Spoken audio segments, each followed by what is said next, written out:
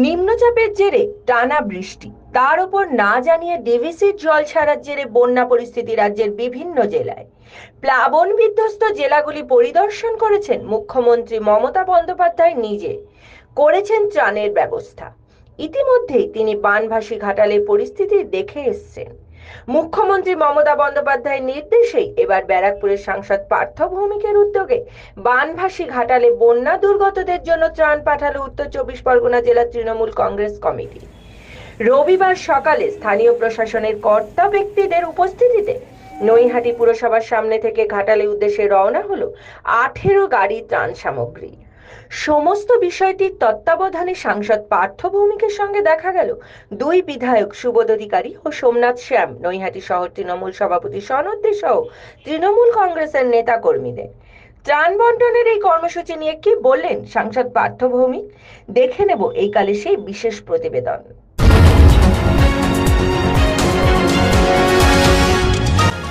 আপনারা দেখছেন এইকাল.in, সঙ্গে থাকুন, ভরসা রাখুন। সমস্ত ঘাটালে আমরা প্রশাসনিক দপ্তর অর্থাৎ এসপি সাহেবের ওখানে পাঠাচ্ছি।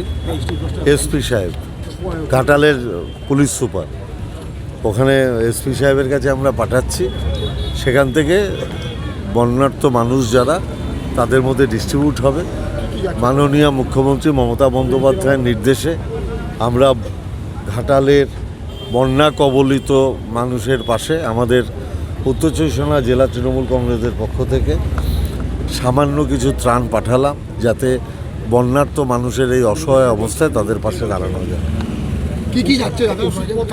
ওর সমস্ত কিছু আছে, ত্রিপল থেকে শুরু করে, ওষুধপত্র থেকে শুরু করে, ড্রাই ফ্রুট থেকে শুরু করে, মুড়ি, চিড়ে, গুড়, তেল, সোয়াবিন, বিস্কুট, গুঁড়ো দুধ, ত্রিপল, সমস্ত ওষুধ, জামা কাপড় সব যাচ্ছে।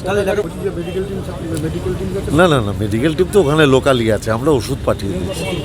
এখন তো আমি জিনিসপত্র পাঠাচ্ছি যাতে প্রশাসন এটাকে ডিস্ট্রিবিউট করতে পারে। এটা মাননীয় মুখ্যমন্ত্রী মমতা বন্দ্যোপাধ্যায়ের নির্দেশে আমরা ব্যারাকপুর লোকসভা দেখছেন আপনারা, এমএলএরা আছেন, আমার জেলার নেতারা আছেন, তারা আমরা সবাই একত্রিত হয়ে আমাদের সামান্য প্রচেষ্টায় ঘাটালের মানুষের পাশে দাঁড়াতে চাইছি। ঘাটালেই আমরা ঘাটালে পাঠাচ্ছি। বিভিন্ন পশ্চিমবাংলার বিভিন্ন জায়গা থেকে তৃণমূল কংগ্রেস তারা তাদের মতো করে মুখ্যমন্ত্রীর নির্দেশে গাইডলাইন অনুযায়ী আমরা বন্যার্ত মানুষের পাশে দাঁড়াই। মাস্টার প্ল্যান তো করার কথা ছিল কেন্দ্রীয় সরকারের, বিজেপি সেটা করেনি। রাজ্য সরকার সিদ্ধান্ত নিয়েছে তারা তাদের সীমিত সামর্থ্যের মধ্যে আগামী 5 বছর লাগবে, কারণ এত টাকা তো রাজ্য সরকারের নেই, এটা কেন্দ্রীয় সরকারের করার কথা। কিন্তু কেন্দ্রীয় সরকার তো চায় না বাংলার মানুষ ভালো মতো থাকুক, তাই তারা ঘাটালের মাস্টার প্ল্যান স্যাংশন করছে না। এটা দীর্ঘদিনের মমতা ব্যানার্জির আন্দোলন। মাঠে ময়দানে দাঁড়িয়ে থেকে লড়াই করতে হবে। 24 ঘন্টা আমরা মানুষের পাশে ছিলাম, আছি, এবং মমতা ব্যানার্জি, অভিষেক ব্যানার্জির নেতৃত্বে থাকব। নৈহাটি থেকে শোভনলাল রাহার প্রতিবেদন, এইকাল।